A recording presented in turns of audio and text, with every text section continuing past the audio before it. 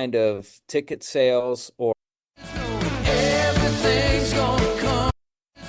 Everything's gonna come back to you. Everything's gonna come back to you. You went and did what you wanted to, and now everything's gonna come right back to you.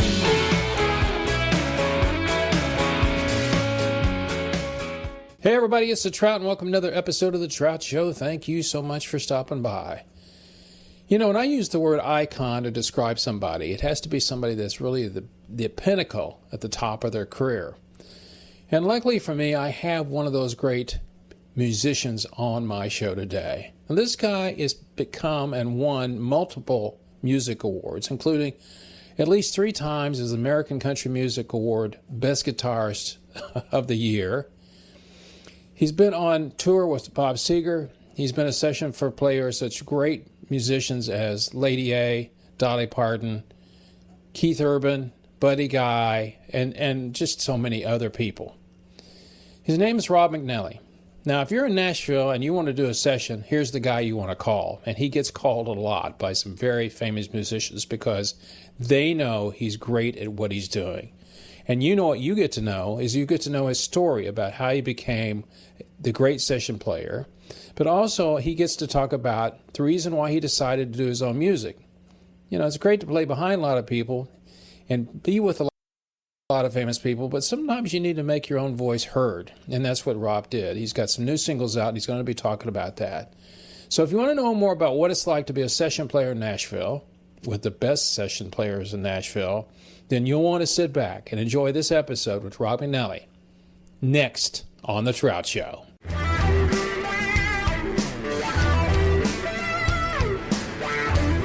When did you realize, though, when was that moment you kind of go, I guess people want me to come in. I'm one of those guys. Was it kind of slow that you started out and then it's like, you're getting a call from so-and-so, can you sit in on this? Or I got a project. And when was the moment you went, hey, I guess I'm pretty good because everybody wants me to come in and to fill in. And I know people that are, like you, and I know you toured with people too. Mm-hmm. But once you get that notification, so to speak, that you are who you are, people want you.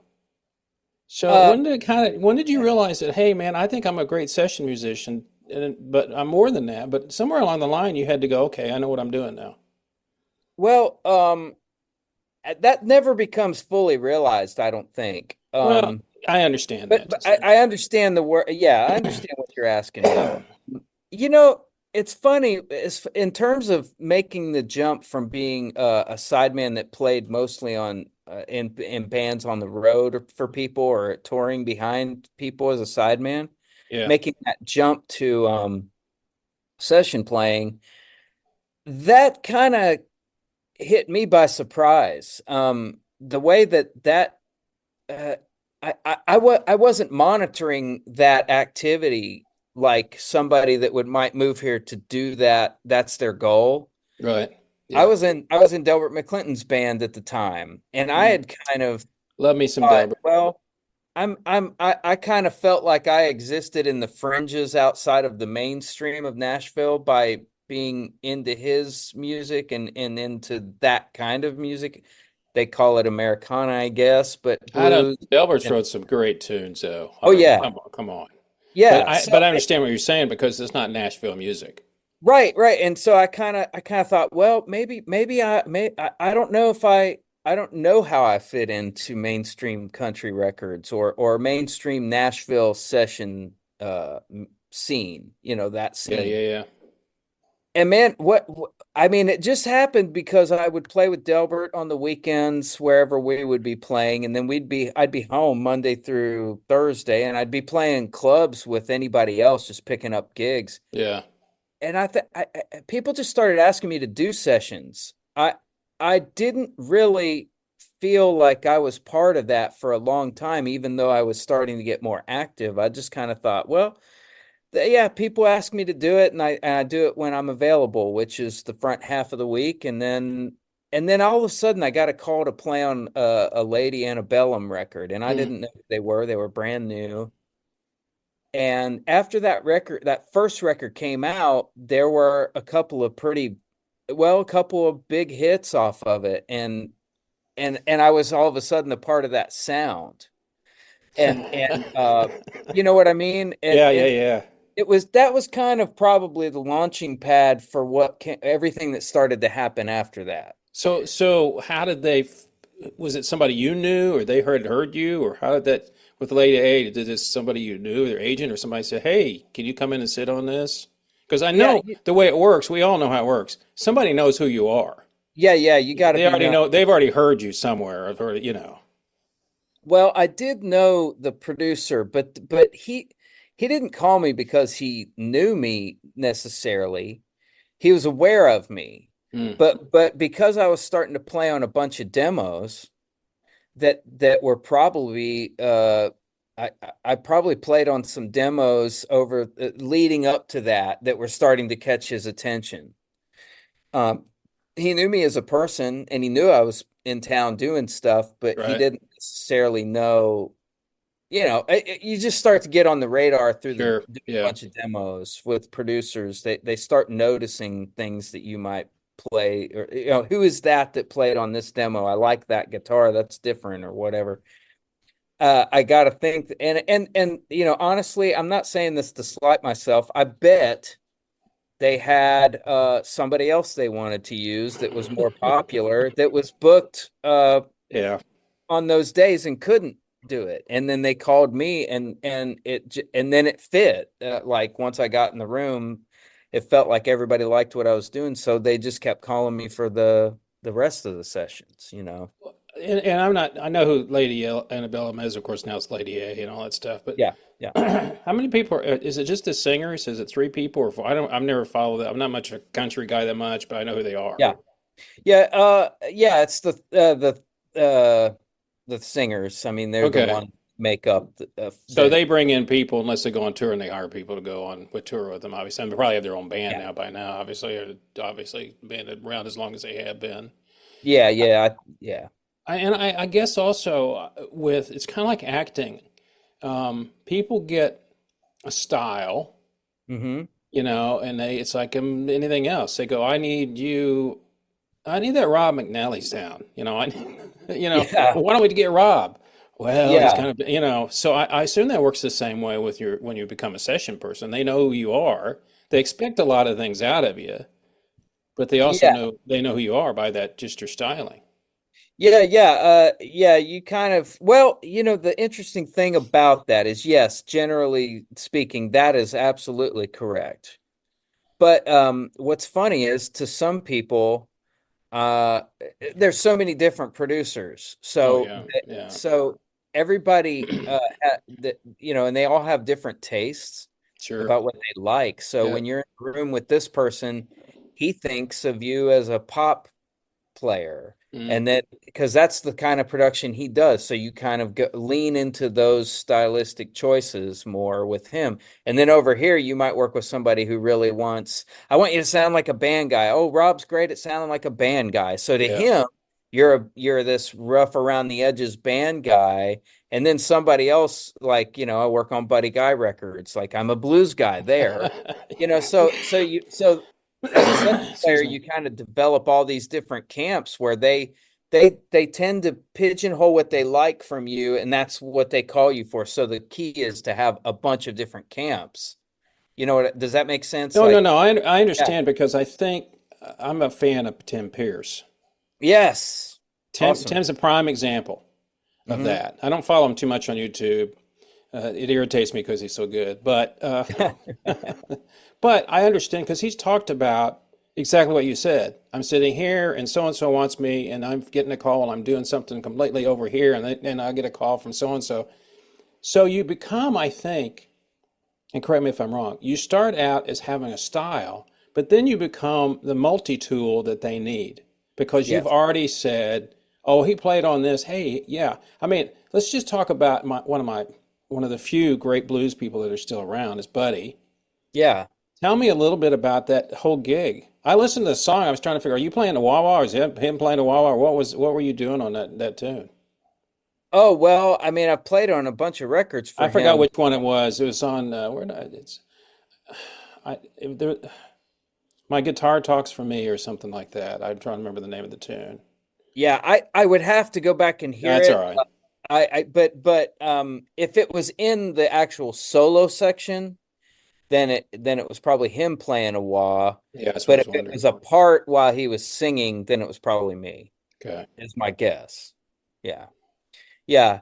Well, I mean, blues, I came up kind of being, really into that style of music and knowing a lot of history about it with those older. Where did you grow up? I grew up in Ohio. Ohio, okay. And then you Yeah. got to Nashville. But I mean, I read a story about your dad and all that stuff. Yeah. He Yeah. was a country songwriter too, Yeah. performer. Yeah. And about his 55 telly. Yeah. Yeah. Yeah. That's yeah. Kind of like it's kind of like I've been being a Texan Billy Gibbons fan for years, Oh decades, I'll yeah. say. Billy was always one collecting guitars, trying to find some Mhm. 53 Les Paul or something like that. Was your dad, he was a country artist.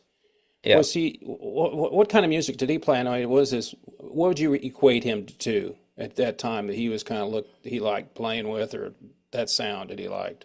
Well, okay, he had a band, it was a country rock band kind of. They were called McGuffey Lane and they were signed to Echo Records in the 80s. Wow, And there's a then they name. started Atlantic, yeah, yeah, Edco. I've never done it in a long time. yeah, right. And Yeah. they had their record deal out of New York and it was because they had put out their own record in Ohio and they were such a popular band regionally that they were outselling major artists with their own record in that region. And so, of course, record people back then they would call Yeah. record stores and say, "What's number one this week?" Yeah. And McGuffey Lane kept popping up, and they're like, "Who's that? We gotta." That used to happen. Those kind of things used Oh to be yeah. able to happen. So That it was was in on the yeah. era. But then once they signed them, and they kind of tried to lean them a little bit more rock for Mm, the record, and that didn't really work as well for them. So then they got them down to Nashville, and then it was like then they were kind of competing with bands like Alabama, I oh guess. yeah. That was when Alabama was really starting to come on, Yeah. and so I think if they didn't sound like that, but that's what they were trying to market them like, you You know. know, and that's the sad thing about it too. I mean, that's the good news, bad news thing, Yeah. is the fact that they want the A&R people get you because you're unique or they like you. Hmm. And Hmm. then you get a producer in there that they bring in and they're like, well, we should change. No, no, no, you got me because I like this. I do this. Yeah. Well, we need to change this so it's got a little puppy here. And you're like, and then that's, but that's what A&R people do. I mean, they listen. And I was talking to somebody the other day. Who was I was talking to? I can't remember they were. I said, "Are you?" It was an indie artist, but they said now A&R people they watch TikTok. And I said, Absolutely. I I mean, just see the biggest way. Hey, are you busy? Come on down. I guess I don't even have to get out of my office. I don't. I just stay at home. Just call people up. yeah, I mean, I wouldn't call myself an expert on the business, but I do overhear a lot of conversations on sessions that I work on, and I notice things about that. Yeah, here's the interesting thing about the whole TikTok driving the music business thing. They did go hard in on that for a couple of years, for the last few years, say. But it's very rare when those TikTok artists actually equate to any kind of ticket sales Hmm. or break those artists are able to break a song and get really famous. They can all point to examples where that has worked, but the thing that I feel like I'm hearing from the business side is, okay, we've tried chasing the TikTok numbers and we're finding out that really we're just signing a bunch of artists that sound good in front of a camera for a minute and a half or whatever, and that doesn't equate to standing on stage in Yeah, for front of 2 a hours. band Yeah. in front. Yeah, I mean, and I kind of agree with that. I mean, obviously there have been huge anyone. that I've worked with that has been successful that came up through TikTok, it was because they were already doing it and they got on TikTok. Yeah, But if I it's can the other way understand that. around, Yeah. where their only exposure is TikTok and they Yeah. weren't playing clubs or doing anything Yeah. else, they kind of don't have the depth as an artist. And then, you know, Well, I think it's like I watch my wife and I still watch after years American Idol. yeah, And same years thing. ago, I worked with one of them years ago, Hmm. and it's the same thing. I mean, when people come Yeah, on there and they go, "Have you performed very much?" Well, kinda. This is the biggest group I have, and I understand there's 3,000 people there. Not everybody gets an opportunity to play in 3,000 people. yeah, And the other thing is, and this is what I say to my wife all the time, and it's true. When they come on there and they're already good, they rarely win. And yeah, it's because they've already got to the point. They're already really good. yeah, And this year was a prime example. I saw people and I go, wow, I can't believe they're gone already. Well, that's because they're already up here. The other one started down here and they kind of go here, which is what yeah, people always listen to. But you're right, because people that go on there, they've all, I don't care if they've been playing in bars, yeah, or playing at the local fairs. They have experience, yeah. as you know, because look who you've been with. And when you let's go to Bob Seger. I was watching your Bob Seger doing Like Oh, a yeah, Rock slide part, yeah, which of course is iconic. That yeah. I don't know who did it on the original record. Rick Vito. Is that Yeah, who it was? I do yeah. remember when he sold it to, was it Chevy? For Chevy. a Yeah, million dollars. I remember that because they said they bought that rights to that song for $1 million. I remember when that happened. Um, yeah, but you know when you play with somebody like Seeger and you walk on stage, excuse me, they already know what they expect. And yeah, every night when you're there, they don't care if you had a cold, they don't care about any of that stuff. It's like you got to give it everything you can. And hmm, even though you may not even know where you're playing, what town are we in yeah, tonight? yeah. Right. You still have to do it. How long did you play with Seeger? Well, let's see, I did my first tour. I did my first tour in 2013, and I guess we did a short little tour there in 2 months or something like that, and then Yeah. we did another one in 2015. We started one in 2017 that didn't go very far because he had hurt his back and had to have some Mm. surgery. And then once he recovered from that, we started up in late 2018, and we went well, yeah, 2018 and 2019 was his final tour. Yeah, because I knew he quit. I, you know, and well, the fact is, we were talking about Buddy Guy a while ago. A lot of these guys are getting they're old. Yeah, yeah. I mean, I mean, so it's yeah, like I know. I get up in the morning and go, I didn't have that hurt yesterday. right, yeah, yeah. And I always admire him because I saw yesterday that Clapton came out and did a video for John Mayall passing away. Yeah, yeah, I saw And that too. you saw it too, and I'm going, dude, man, you're getting up there, brother. It's like he doesn't Yeah, care though. It's Eric Clapton. It's like yeah, I'm not going to shave. Yeah, I got a rash or something. I don't really care. I'm Eric Clapton. I just want to thank this yeah, guy. yeah, And that's the sad part for me. So what I like to see, and I guess you get to see it, Robert, there is the younger people coming up. yeah. Hmm. And I've had the privilege of interviewing like four great artists. Two of them are in there in Nashville, the harmonica players that are Okay. under 16. Yeah. Oh, wow. You get to see being in the business up and coming talent. Yeah, yeah, yeah. I mean, well, yes. They're usually at a certain level when I see them, though. Now, I mean, when I was playing clubs primarily, I saw a lot more undiscovered people that Yeah, were yeah. great that I would run into later on that I knew were going to be huge or whatever. It's a funny thing, isn't it? You know when you hear them. Yeah, even if they don't have everything together, you can tell there's No. there's something there. They're on their way to something. And other people, are just a little bit more less realized, I guess. I Yeah, guess is the yeah. way to put that. But don't you wish you could, you could take them aside like a parent and go, okay, here's what you need to know. But you, you You know, know, yeah. but you have to, that's the stuff you have to learn on your own accord, the way it is. It's just like honey, don't put your fingers in the socket. Oh, okay, I Yeah, told you right, not right. to. Yeah, Yeah, yeah. yeah, yeah. Yeah, yeah, that's the thing. I mean, I was when Behind the Music used to come on Oh, I remember VH1. that. Yeah, yeah, yeah. I was a junkie for all that. I would watch every episode, and I started to notice that they all went the same way.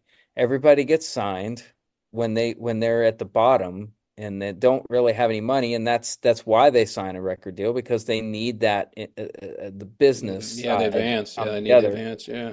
Yeah, and man, every one of them gets ripped off. I mean, you got to go through that. I mean, the people you trust at the bottom that you can afford to take care of you usually aren't very experienced people, and they're committing you to things that leave you wide open for someone to take advantage of you. And that happens. Now, I honestly, what's weird is I feel like it happens less so now than it Yeah. probably did with all our iconic people in the classic rock golden age. Hmm. Back then it was the wild, wild west. People didn't know anything about, but now these kids coming up, man, they know everything. They do. I almost don't need an entertainment lawyer when they look at a contract, Well, that's good. That's good. that it is good, and it keeps the business people a little bit more in check. Plus, they don't the deals are structured completely differently now. It's not the same thing Oh as when, yeah, I'm sure you it's know. completely different. Well, you're not working about record breakage, Yeah, yeah, you're stuff like that. they really should call them music companies instead of record companies.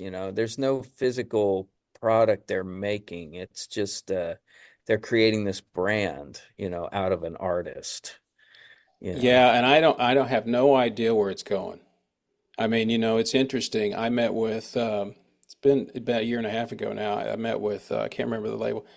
They were in town. They wanted to talk to me. It was the president of one of the major Nashville labels and one of the PR Mm. people there. Yeah. And I asked him, the guys were in their 50s probably, and I said, "Is it more difficult now or easier to get in the business?" He says, "Harder." And I said, "Why?" And I think if I don't remember, I think it's because there's so many people doing stuff now. Yeah. Everybody can sit around and do stuff, Yeah. and a lot of artists are gone independent. They don't want to deal with the labels anymore and do their whole thing from the indies. And then if they get picked up, then that's fine. But a lot of them don't want to be picked up, you Yeah. know. Uh, yeah, that's all true. I mean, there's so much more I mean, you can make a song this morning and throw it up online this afternoon if you want to. Nobody's stopping you. And there's so much of it coming at that. Yeah, I don't it's just harder to stand out because I there's think so that's much it. out I think there. I think that's it. And I think the other thing is because everybody's doing now, a lot of people are doing crap because they don't know what they're doing, but Yeah. still, um, there's a lot of music out there, and I didn't really realize this until not too long ago that music is a consumable product. We don't Yeah. think of it as that, but it really is because Hmm. everybody's looking for the next thing. Yeah. Yeah, absolutely. And you're like, okay, what do we have next? What do we have next? What do we have next? But then everybody counts on, which is always funny to me. I grew up in the Beatle era, is Yeah. all these streaming companies buying these catalogs, like the one Queen Oh just yeah. sold. Yeah. Everything's pre-90. So everybody wants to be new, but then on the other hand, it's like, well, we're selling, Buddy Guy stuff from Right. 1983, Yeah. because that's the part that's interesting to me. So I have no idea. It's almost a balance between the old and the new. I mean, look where you are. Look at the people you've played with and the different I mean, and look at the awards you've won for country. But Yeah. but the other part of it is you have to kind of keep up with what everybody's doing. Yeah. Yeah. Well, let me speak to what you were just talking about, Okay. because it like all these catalogs that are being bought, like Bob Dylan or Yeah. Bruce Springsteen, all that. We've Yeah. seen those articles, hundreds of millions of dollars, you know, I mean, I saw when I started to see that trend, I was confused about that a little bit myself. Like, you know, it's obviously this I think this company Hypnosis, that's the company that's kind of driving that Mm. movement.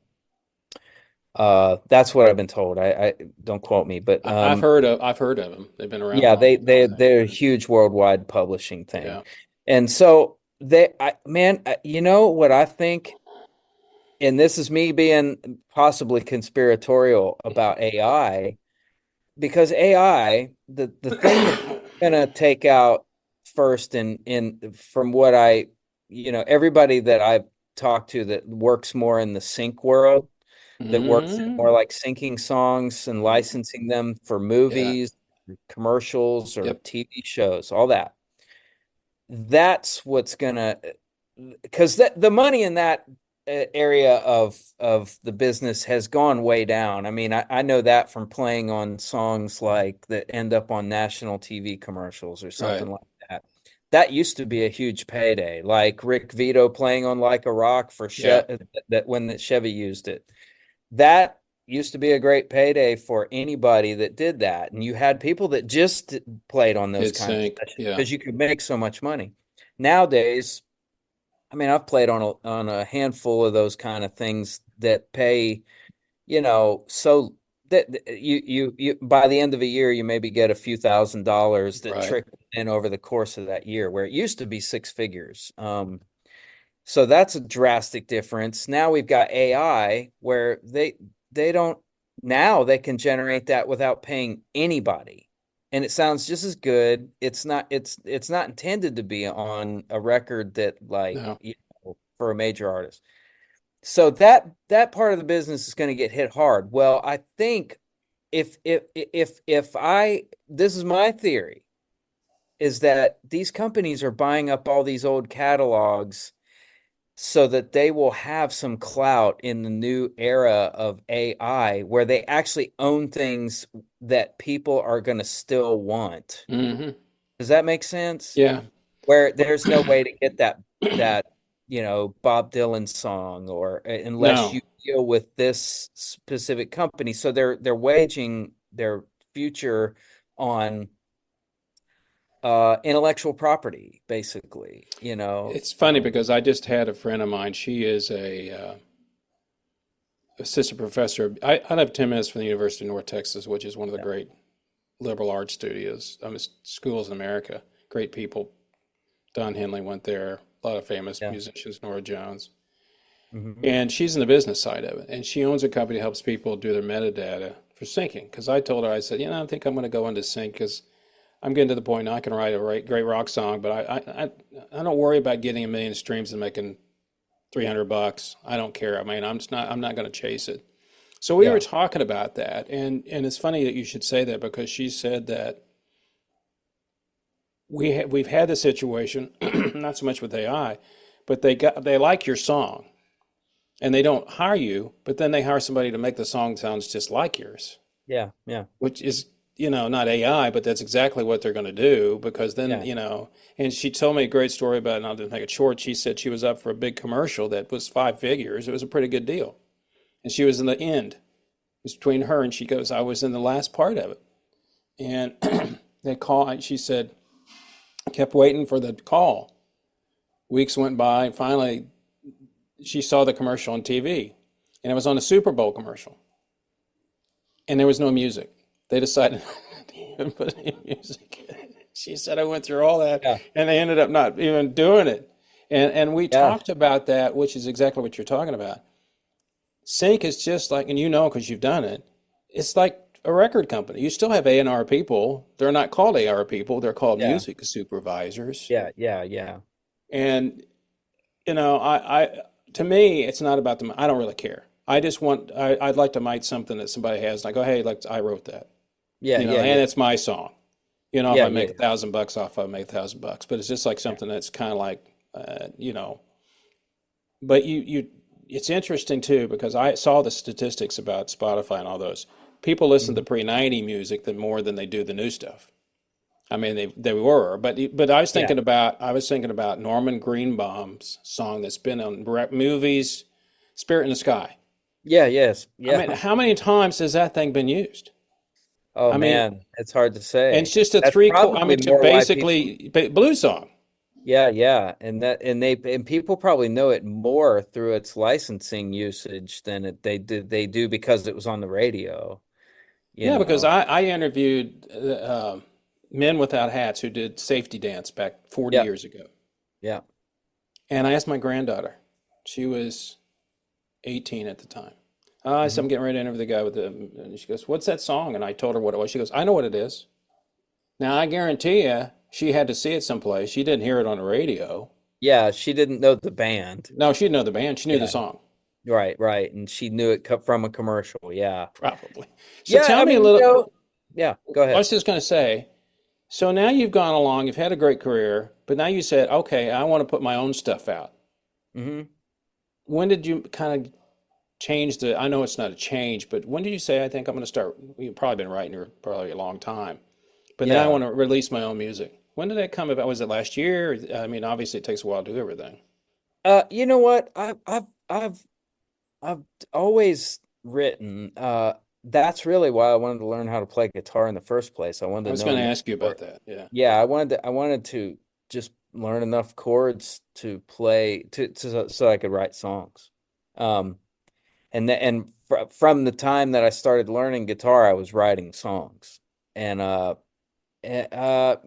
I've put out records before pre-internet. When I was in Delbert's band, I would put out CDs because he would allow me to sell them at his merch table. Oh, that's cool.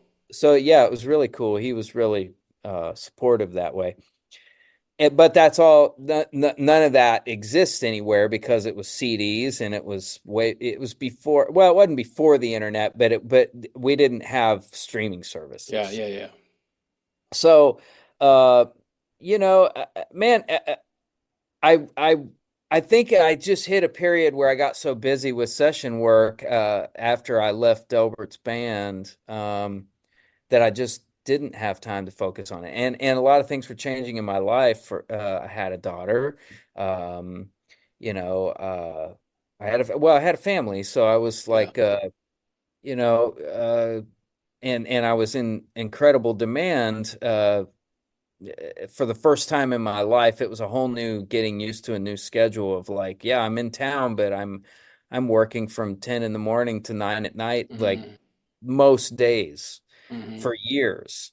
And so now the session scene has all gone through a change too. Like I'm still just as busy, but I have my own studio now. So I have a place like when I've got a weekend free, uh I could get people over to record songs that I'd been writing. And I just accumulated all this material over the Hmm. last several years, and people were like, "Hey, are you ever going to put that out?" I this popped up again on my, when you sent it to me, and I love that song. Why don't you put that out? Why don't you figure this out? And when I went back and kind of started listening to everything that I'd done, I there were quite a few songs that I found myself still being proud of, and the recordings of them and everything. So I was like, yeah, well, it's time. Let's put this out. I mean, it's never gonna happen unless I just force myself to do it. So, Yeah. it's kind of it. You know, I don't. It's like I do have a great career, and session playing takes up most of my time, and it's still going strong. So I just kind of feel like uh, I don't know. I'm not getting any younger. It's time to start, sharing some of this with whoever wants to hear it. I'm not, really trying to pivot my career or anything. It's No, I just, understand. I mean, the yeah, thing about it for me, I think, is listening to you, and I think that would be with a lot of people. And a lot of people don't know about hired guns. They don't know how much they make. yeah, They think, I'm standing up next to fill in the blank, Bob Seger, or yeah, I'm playing a band with Lady A, and they've got 10,000 people. Yeah. Oh, they must be rolling dough. No, the people up front are rolling dough. Yeah, I'm yeah, just getting yeah, paid. yeah. So I Yeah. also understand because, it's another thing too, to I was talking to somebody a few months ago, kind of a rhythm and blues guy, and he Hmm. said some of the sync songs that he'd sold. That's not what he did, but he said, I was on a plane one time and I go, oh, that's my song. Well, nobody Oh, knows that. right, right. You can say to him, hey, you know that little lead guitar part on this commercial from McDonald's? Yeah, that's me. Oh, okay. Yeah. Yeah. But when you have your own stuff out, they go, oh, this is you. Yeah, yeah, yeah. I think it's a lot different. And you Yeah. go, oh yeah, it's me. Look, see, it says my name on there. Yeah, yeah, yeah. And see that where it says written by, you know, Yeah. and all that stuff. And for what are the people that you know? I would imagine most of the people that you in session know about it. Probably pretty supportive, I would imagine. Like go. I mean, I would think that they just want to support you just as much as if they hired you to play in a session. Yeah, I mean, yeah, everybody's usually pretty supportive. I mean, I play shows around town with my band and a lot of the people I work with, they'll come out and check it out and hang and yeah, I mean, when I drop a new song, they go and listen to it, the immediate community, yeah, they're pretty supportive. I mean, So yeah. They every know it's they're not in danger of me stealing anything away. yeah, Yeah. I understand that. Yeah. So the other thing too about it is you played with so many people. Who was the longest term that you've been on tour with? Was it with Delbert? Was it with Seeger? I mean, obviously you did not too long with Seeger, but who was the longest term that you were on tour with, band wise? Uh, Definitely Delbert. That was about 8 years. And I mean, Seeger would be the next one. The only difference there is Delbert was a continuous thing all through those 8 years. It was there was never really downtime. It's not that he played a ton. He wasn't like Bonamassa, where Oh you're just yeah, going. every other night. But as far as number of years, Delbert and then Seeger, but Seeger, you might go 2 years without hearing from him, and then he pops up wanting to record some new songs, and then he gets excited, and then he wants to go out on tour, and Yeah. you go out for 3 or 4 months. Uh, it's not a continuous thing. There's a lot of downtime in between those, and you just go back to your life and doing sessions and all that when you're not on tour with him. When you started, you mentioned this earlier, you picked up the guitar. Hmm. Did you think that you'd be a session guy? What did you Oh, I kind didn't of even. do when you were a kid going, I just want to learn to play C, D, and G so I can play a song? Yeah, Uh, when did you kind of go from I want to play and I just really want to get serious about it? What yeah. was the kind of the change for you to go, okay, I think I want to do this for a living? Well, there's a blur there. It wasn't immediately. First of all, I mean, I was 8 years old when I first laid my hands on a guitar. So obviously I didn't know anything about any of it. But uh, man, really, I always saw myself as when you're young, I think you just see yourself as being in bands a lot of times. I mean, Yeah. I just kind of I met other kids that could kind of play some songs and we would learn the songs that the other one knew, and then Yeah. we'd go play the high school dance or Yep. whatever, you Yep. know. Yep. And the whole time I was writing songs and they would learn my songs and we'd play covers in my songs and I knew that I wanted to be a musician for a living. I guess by the time I was probably like 14 or so, somewhere in my teens, I knew I adults would respond to me when I would play, in ways that I knew that I was doing something that was impressing people who'd probably seen a lot of concerts and Right. knew Right. about music. So that was just kind of like then it just became this carrot that I kind of kept chasing. Yeah. Um, and somewhere in there I started to go, you know what? I think I think this is what I want to do. I knew that I loved it enough to do it. I was already obsessed with the actual playing and writing and all that. Yep. But that, but I actually felt like I was getting good enough to where, wow, when I play Dream On by Aerosmith, it kind of sounds just like the record, and you know what I mean? Yeah. Just little nuggets come along that show Yeah. you that maybe you've got a shot. The thing about guitar is about a lot of instruments. You never stop learning. I mean, you really Music, don't. yeah. You And never get it all the and way you'd be there. around somebody and you're going, "Oh, I never thought about doing that." Yeah, It's yeah, like they did the same guitar neck that I do and the same six strings. Why are they doing this? Um, and I was reading a little bit about your session work too. But I mean, obviously you're playing Nashville. Everybody wants to have a telly sound to it. But yeah. it didn't seem to me, it didn't seem like to me that you had, I see all the bank of guitars behind you, Yeah, but that's because you're in the studio. Um, yeah. you don't seem to be a kind of guy that's a pedal guy that uses a lot of pedals. Well, I have a lot of them, and I do have at every session I go to. There's a pretty big pedal board, but you're right. Um, Modern music, a lot of it does require having that huge array of sounds that you can Yeah. get to quickly.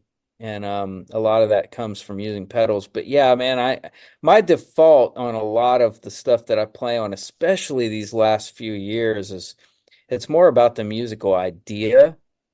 And I started to notice that, like, if I start putting a lot of, delay or reverbs Mhm. or the effects on it, I like spicing things up with a little bit of that, but I Sure. still I never want that to eclipse the actual notes I'm playing and the music that the hooks that I'm trying to put in this song. And man, more often than not, because so many people use their pedal boards to the extent that they do, I've started to notice that when people get most excited about my sound in the studio, it's usually when I'm running straight to the Yeah. amp, and that sounds exotic all of a sudden. It's like, wow, what are you doing there? I remember I did a handful of sessions for Keith Urban, and he kept going, man, I love that tone. How are you getting that tone? What are you using? And he kept looking. He'd come out and he'd kind of look at my pedal board, and I was like, hey, man, I'm chords just going straight into the amp. I've just got the amp kind of cranked up in a way, Yeah. and I don't know. I just started to notice that I was getting really comfortable just playing straight into the amp. But when you think about it, that's how we learned. I learned. I'm older than you, but nobody Yeah, had anything. I mean, they right, made a big deal about Keith Richards doing Satisfaction with a fuzz pedal. We didn't even know what a fuzz pedal was. What's that right. sound he's making? We didn't have any idea. And Yeah. Jimi Hendrix started me on, which I still have sitting right here on the floor, wah wah, which I Oh, love cool. playing. Yeah, I'm a wah wah guy. yeah, yeah. But one of the things we were talking about Bonamassa when he did his famous London thing that's on YouTube, and Clapton came out and played with him. He just took a, and he even mentioned it. He said he brings out a Strat, plugs a monster cable in the Fender, and he sounds like Eric Clapton. And let me ask you this question: Yeah. what call do you like getting the most when somebody says, "Can you come in and play on a session?" Which artist do you? Oh, I'd love to play on that stuff. I'm sure you have more than Let's see. one, but I mean, Well, I don't want to discount the artist. There's certain producers that I like to hear from because I really gel with them, and mm, they produce maybe like four or five different artists that are all right, great. yeah, Uh, so it's a combination of probably the artist and the producer. Like anything Joyce calls me for, or Dan Huff. Yeah, I don't work a whole lot with Joey Moy, but when he calls, I like to do that. Uh, I think our relationship as players comes into play more with the producers than the artists, yeah, is I could I guess see what that. I'm saying, because Yeah, I they could see. stay around. I artists, if you do two or three records with an artist, they usually like to switch things up. So you're never gonna, there's very few artists that you're gonna play on every one of their records they ever No, make. Like no, I don't really play on Lady A stuff, even though I was associated so strongly with that when they right. were having all those hits. Well, I think But people move on. yeah, yeah. I mean, the artist always moves around because they got to try new stuff. They got to shake it They're up. looking for new stuff too, and put some. My favorite guitarist, one of my favorites, passed away last year, is Jeff Beck. Oh yeah, Jeff was just phenomenal. I mean, nobody could replicate him. yeah. But he always was looking to something different. Yeah, yeah, And absolutely. Absolutely. If you're a and true artist, you need to do that. and like some of the stuff is like, not like that. But the Yeah. one thing that got me about him, I saw him back in 2010, Mm-hmm. was the fact that I saw him at Bonnaroo, Mm-hmm. and they didn't even do a sound check. He just walked out, Yeah, and yeah. I and I and it, other people do that. Walter Trout, the great blues player, I know him. He said, "Yeah, I just walk out. I've had the same guy doing my sound for 25 years. He knows what to do." Blah blah blah. Yeah. But the thing about Jeff Beck was, and not a lot of people can do this because he does use some effects. What he Yeah. did was how he could make it sound so close to the record when he played I know. out. Yeah. And I'm listening to these things. I remember when this stuff came out in the '80s when he had Bozio and some of the people playing on it, and Guitar Mhm. Shop and all that stuff. And Yeah. I'm going, yeah, how does he play that live? And then I hear it live, and I'm going, it sounds just like the record, I And I thought, how amazing is that? And that was just amazing to me, that the quality of sound you could get out of that thing. It's just crazy. I know. Well, it's him. That's the thing about, like you mentioned some of the other people too, BB King. Like I mean, they're not hiding behind anything. This is really what they sound like, whether they use effects or not, or any of that stuff. The No, gear never matters at no, it that. doesn't. You get that you've got something inside of you that's how you touch the instrument, and Yeah, that's what comes out. And Jeff Beck is one of those. He's just as much of a magician as he is a yeah, music. You and I know what well, I don't, I claim to know what he's doing or be able to do it, but I do understand what yeah, he's doing with a Stratocaster, you yeah. know, but it's just really hard to do it. That's just how it That's the came way it about. was. I remember years ago somebody was talking about Guitarist, and they were saying, I could give my guitar to Eric Clapton, my guitar, and he'd Yeah, start yeah, playing, he'd sound like Eric Clapton. yeah. I've had that experience with a lot of players where they'll pick up one of my guitars and it's like I wish I could make it sound like that. And then they say the same thing to me It's saying because the same thing. something that I take for granted that I just have done my whole life on a Yeah. guitar, someone else always hears that and goes, "That's amazing. What did you just do there?" And you're like, "What, this? I did this when I was 10 years old. I don't know."